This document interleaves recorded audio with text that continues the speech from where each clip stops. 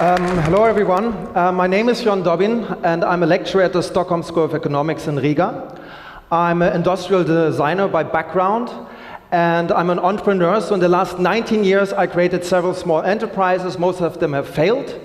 And today I want to talk about one part which is very important for me, and it's about connecting the unconnected.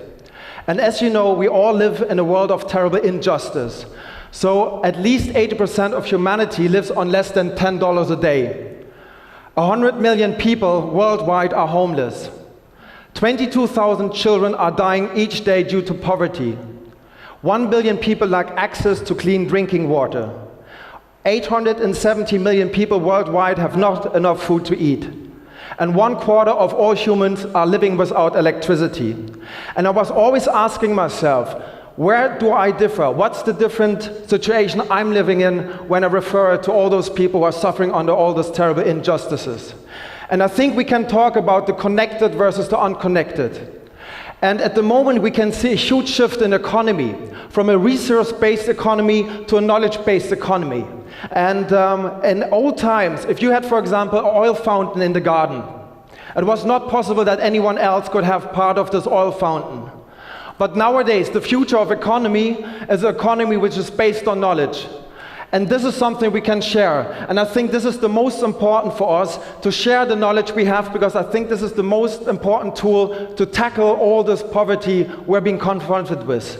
The first time I was dealing with connecting the unconnected when I met this guy, Jack Sim. He's the founder of the World Toilet Organization, and he talked about the 2.6 billion people worldwide who don't have any access to sanitation.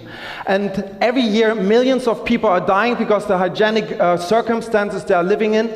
And when I heard about this, I decided to use my talent and to use my master thesis to develop a system to help those people.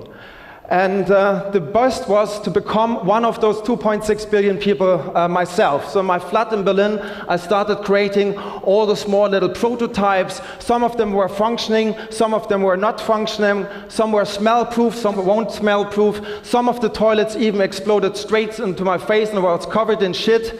It was a quite lonesome time because people stopped visiting me. My girlfriend even refused to come from Riga to Berlin. And the outcome was that we thought and we designed a toilet unplugged. A toilet which is quite simple, so you have always one part which stays at home, and you have one part which is a shit transportation tank, and which lets you allow to bring shit from A to B. And we designed it in such a way that you can transport in a very easy way 50 kilos of shit to the place where you can dispose it.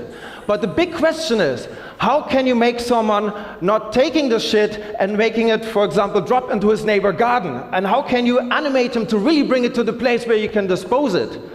And so the big question was how to bring the shit from A to B.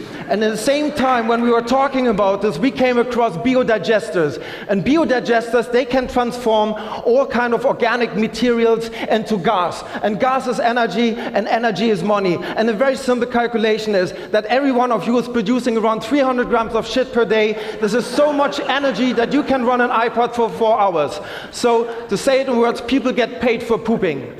The other time I came across to the topic of connecting the unconnected was when we worked in the field of decentralizing production. And a friend of mine, Anders Rubens, and myself, we started a company called Marmo. And Marmo is a company which is supporting mothers who have to combine childcare and earning money, but who can't find a job due to the fixed working hours on the job market. And so what we are doing is we're training those mothers, we're showing them how to produce our small little fashion accessories, we're giving them textiles, and whenever they have time, they can produce from at home. Then when we buy the products of them and we place them into fashion stores, all the money we are making goes always back into the company.